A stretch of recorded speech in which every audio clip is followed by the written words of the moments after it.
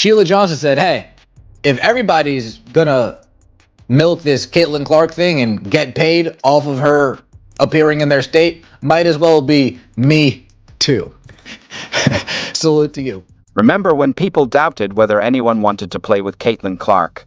Lexie Brown just shattered that idea. The Seattle Storm guard, who once had her own questions about Clark, is now one of her strongest supporters in the WNBA. What changed? Brown actually faced her on the court.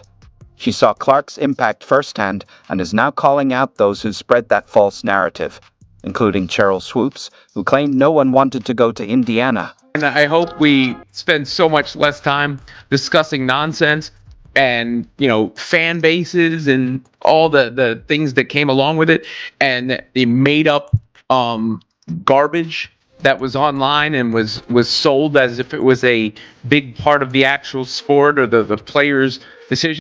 Funny how fast that narrative is falling apart, right? Remember when Lexie Brown wasn't exactly on the Caitlin Clark bandwagon? She was among those who had doubts about the rookie sensation, and she didn't keep it to herself. She openly questioned whether Clark's hype was just media-driven or if she was truly the real deal. That's how it goes in pro sports. Veterans are often skeptical of college standouts until they prove themselves at the next level. And Clark? She's faced more scrutiny than most. All right, so a little backstory about Lexie Brown. Basically was one of the players that used to not really like Caitlin Clark like that, or didn't really necessarily believe in her talents until she played her. But here's where things get interesting. Brown's opinion didn't shift gradually over a season or even a handful of games. It changed instantly after just one matchup with Clark. Let that sink in. One game was all it took for a seasoned WNBA veteran to completely rethink her stance after facing the rookie firsthand. And Brown didn't hold back. Oh wow, she's the real deal. She admitted she was genuinely caught off guard by what she had just witnessed. She was a player who played for the Sparks, and she was somebody who, prior to Caitlin Clark coming into the WNBA, was very, I'm not going to say anti-Caitlin, but did not believe the hype. What makes this so powerful isn't just that Brown changed her mind. It's the immediacy of her transformation. There was no gradual warming up to Clark, no real admission. Weeks later, the change was instant. One day, she's questioning the hype. The next, she's telling everyone Clark is the real deal. This wasn't some calculated PR move. This was a raw, genuine reaction from someone who just had their preconceptions completely shattered. Well, she did probably say things that were wrong at the time, but she definitely did not believe the hype. And the one thing that why I like Lexie Brown is it took one game for Lexie Brown to realize, oh damn, she is the scouting report. No, Caitlin Clark is legit.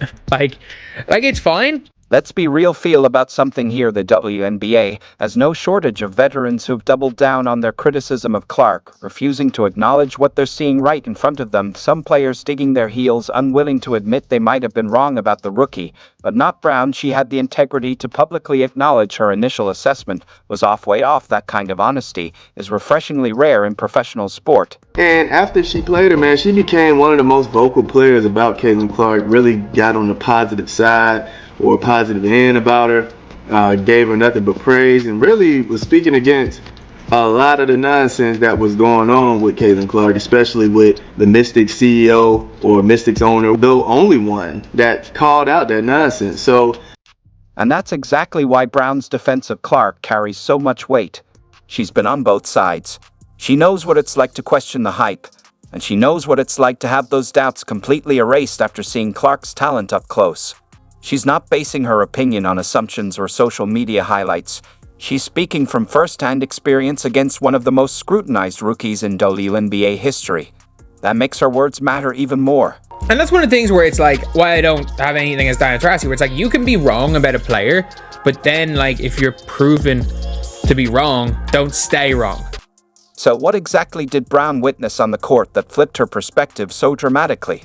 What did Clark do that so many others are still refusing to acknowledge? It wasn't just about her shooting or passing. It was the realization that Clark is a generational talent, someone whose impact goes far beyond the stat sheet. It was about presence, leadership, and the way she elevates the game around her. Brown didn't just see a skilled player.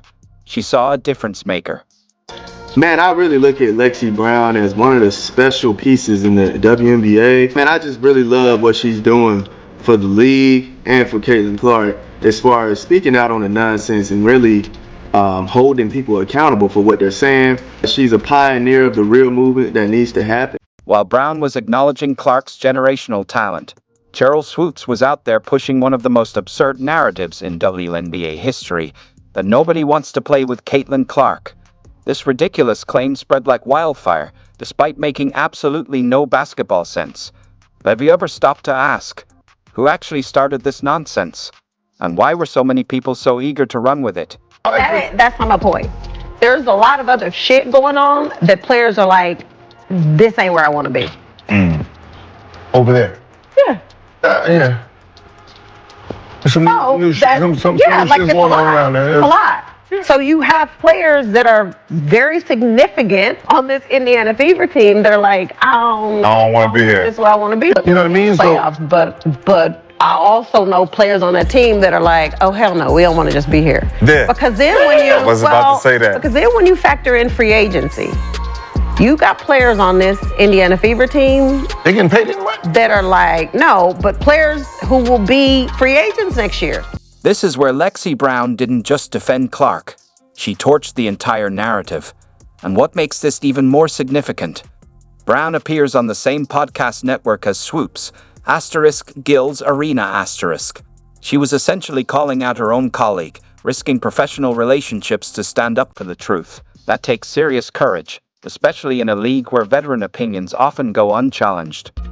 But you got to think, if you have the opportunity, like even if Indiana needed a center, they're not overlooking Caitlin Clark. You get what I'm saying? Like, absolutely. You got to, if it depends on if it's a generational type of talent or if it's like, if you can sacrifice that for something that can help you right now, I think it makes sense to sacrifice that. It just depends on the needs of the team. Exactly. But there are some players who surpass needs of the team. No, yeah, and she was one of them. Brown wasn't subtle about it either.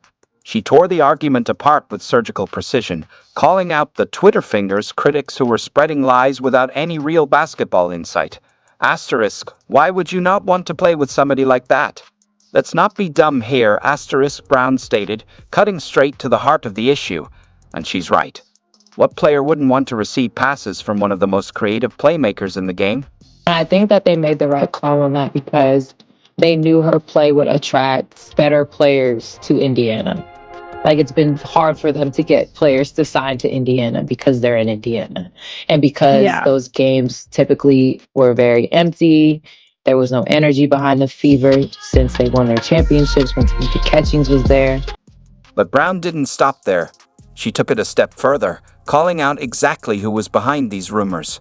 She pointed out that this nonsense wasn't coming from actual WNBA players, but from people who * couldn't even be the manager for a JV basketball team. *, that's a brutal takedown, and it exposed the truth. This narrative wasn't built on facts or insider knowledge. It was pushed by keyboard warriors with zero real basketball credibility. Caitlin has basically come in and rejuvenated the entire franchise. And now it's an attractive place for free agents to come. And I think that long term, they were thinking about that.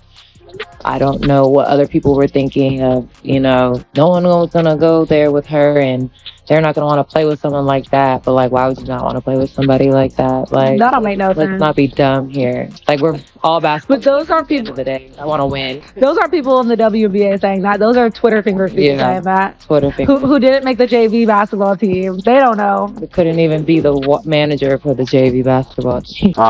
Which is the players in the league need to start holding each other accountable and not allowing nonsense to be spewed on these podcasts and not be challenged. You know what I'm saying? So now we all know one main person who was saying nobody wanted to play with the Indiana Fever, and that's basically Cheryl Swoops.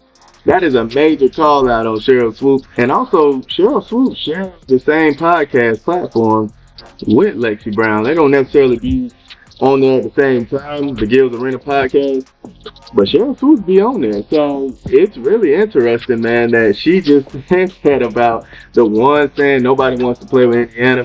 But and even the Mariah lady here, she wasn't really the biggest fan of Caitlin Clark also. But I think the thing that I'm seeing about the WNBA's like space is a lot of them are changing their minds about Caitlin Clark. And I get it. A lot of people are going to call them out and say, you know, hey, you weren't thinking this way the entire time. And that's okay. It's a good thing that most of these players, most of these people are changing their minds and starting to have a more unbiased view on the whole WNBA, and especially Caitlin Clark. She's a special piece to the WNBA, whether they like it or not. Hey, I'm not actually no. I was saying people should go. People should go to the Fever. My logic was always the players should go to the Fever. I'm like, all you have is either hit open shots or run, and Caitlin Clark will get you 10 points a game. You have to do one of those two things. And if you do both, Caitlin Clark will get you 15 points a game. You don't even have to be good. You don't even have to have the skill. You don't even have to be able to dribble the ball. You know, they weren't traded. Cunningham was traded there, but Natasha Howard signed with the Indiana Fever. And I think more importantly, Dewana Bonner signing with the Indiana Fever was representative of that. Yeah, it is. It's good to see someone like Lexie Brown talking about it. Like, it's good to see Lexie Brown actually go and be the one player defending it, because there's no narratives here. There's no like, oh, I need to push this. What about these other players? She's straight up saying it, being like, well, Indiana now have a huge fan base behind them. They can fill out the place. Everyone, why wouldn't every single player want to play with Caitlin Clark? Which is a fact. The only players I could see not wanting to play with Caitlin Clark right now is probably Aja Wilson, because Aja Wilson would rather burn down the league and be on top of the ashes than have the league grow into a skyscraper and not have the penthouse suite, be on the second top suite, have the second best room in the entire hotel. She would rather burn the whole thing to the ground as long as she is on top of the rubble. You know, I think it's okay to have your opinions and change your mind about things. And in order to see change, people have to change their minds, right? So I don't think it's a problem that women kind of misspoke at the beginning, but as long as they come around to understanding the bigger picture, understanding, spewing hate and lies, it's just unnecessary and it hurts the league. You know, it hurts the integrity of the league.